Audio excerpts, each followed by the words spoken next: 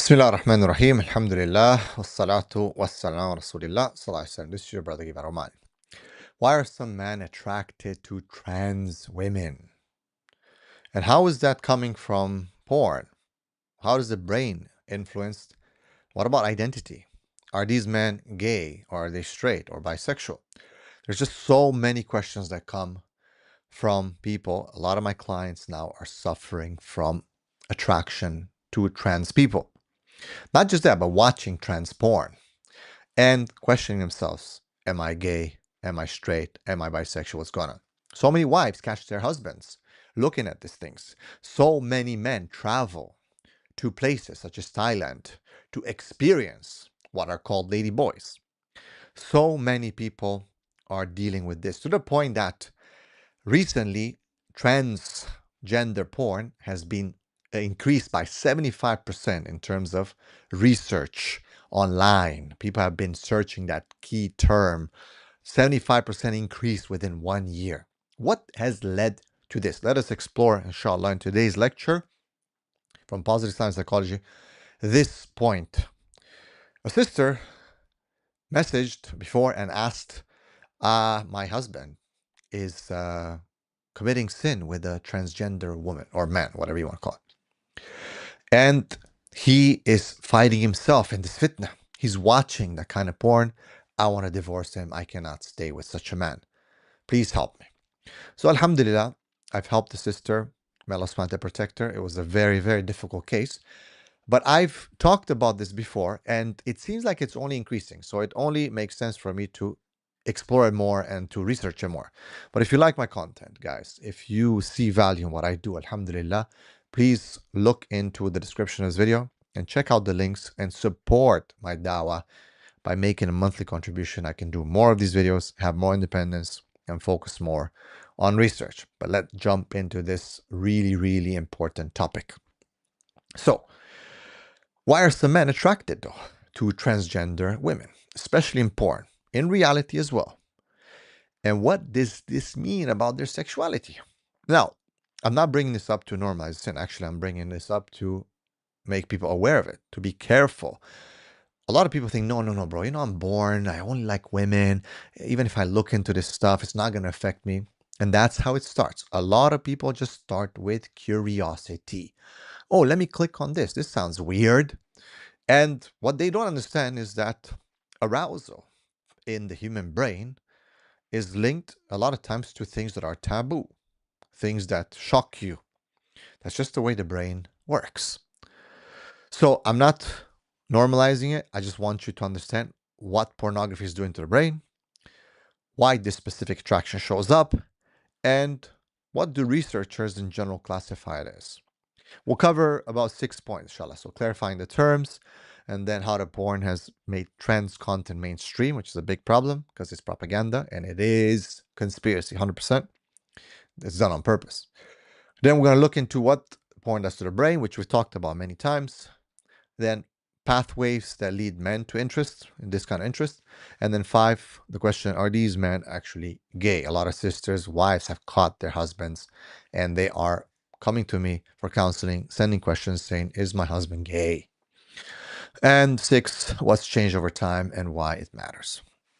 Now let's start with number 1, clarifying the terms. Well, transgender woman is basically a person who was born as a man, biologically male, but identifies and lives as a woman. They cross-dress. They have, for example, breast surgery. They have implants. They do all kinds of surgeries, aesthetic surgeries, to look more like a woman. However, most of them actually, contrary to popular belief, they keep their male part. So they are, in just rudimentary terms, they are male down and woman up. Okay? So in porn, you'll find the slur type labels such as she-male, tranny, trans, and so on. Now, what does the data actually say about attraction to transgender? Well, there's one US-Canada research that said that about 3.3% of heterosexual men openly admit that they might be interested in dating a trans person. Now, if anyone knows anything about statistics, you know that it's underreported. I mean, 3.3, this is just the amount of people participated in that sample population. Of course, it could be a lot more. And in another survey, many of these people identified as straight. They did not identify as gay or bisexual. Actually, very small number identify as actual gay. So this is not just a weird, small little thing. It's quite a big thing that we need to understand and to better process so we can know how to deal with it. Now, how did porn make it mainstream? See, in the 70s, the internet exploded, obviously.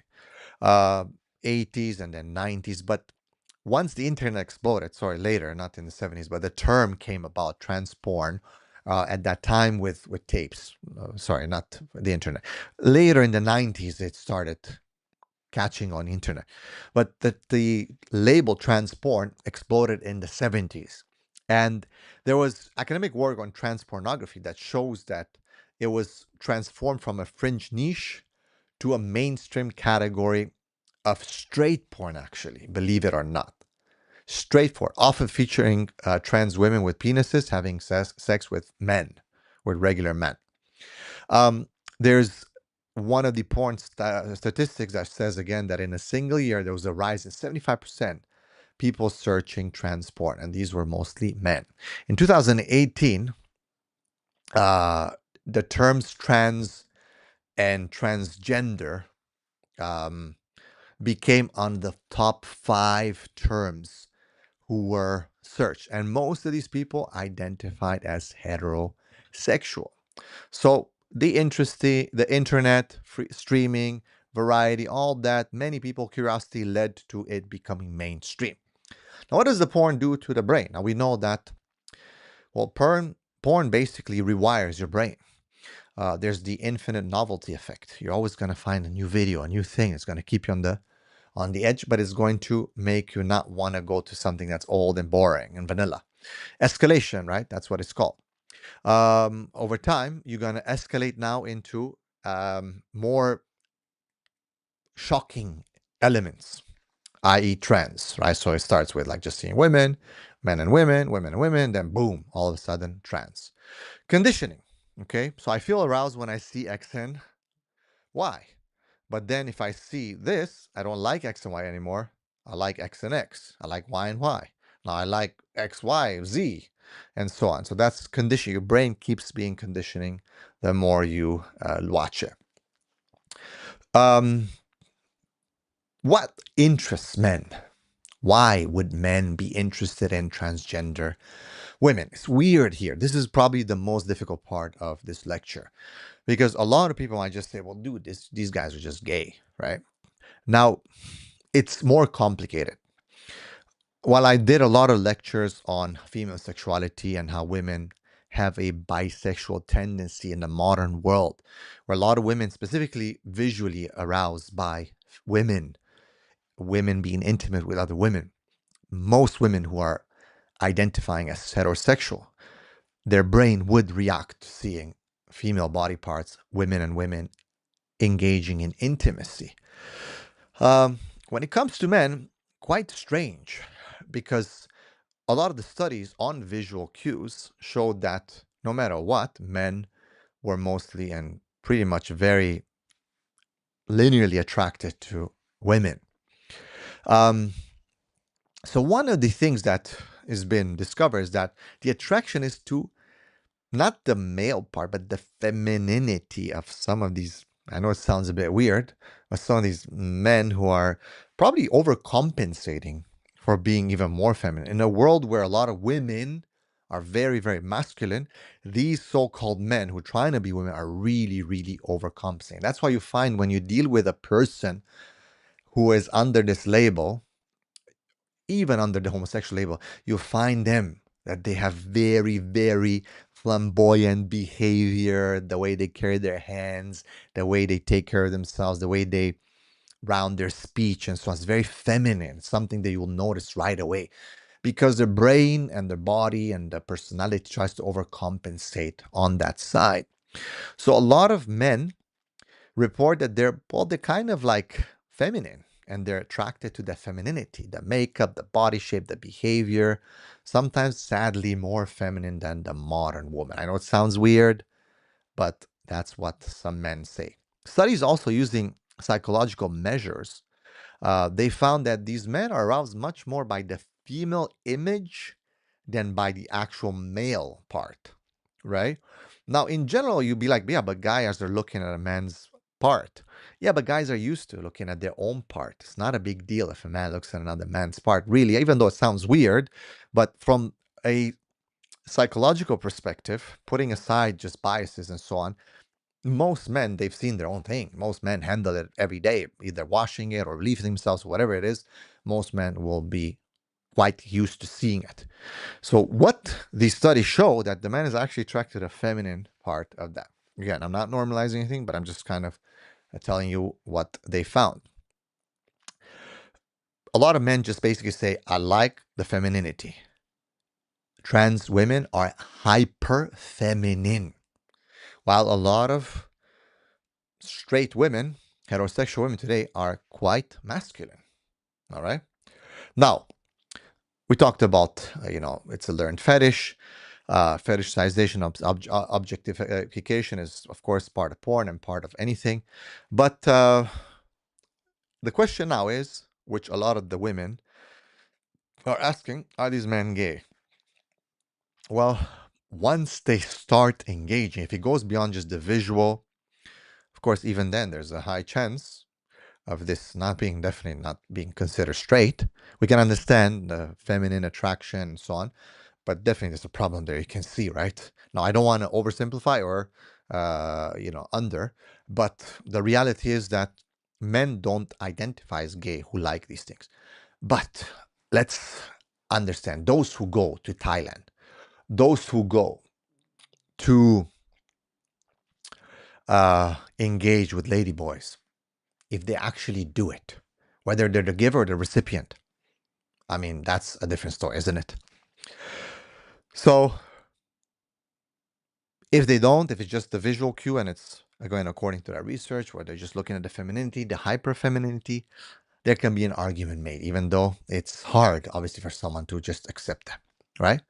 So there are 3 points that I want to clarify. Again, sexual orientation, labels, that's something we have to be very careful.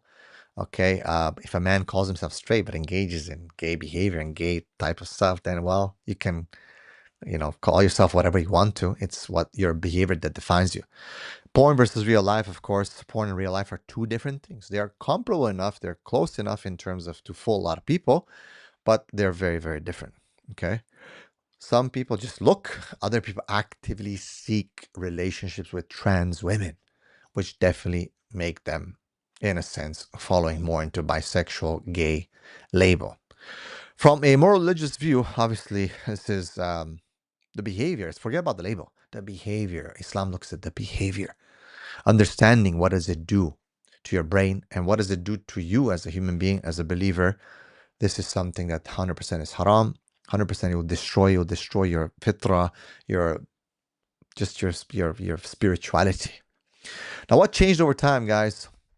Well, it's because trans people have been pushed more into the media.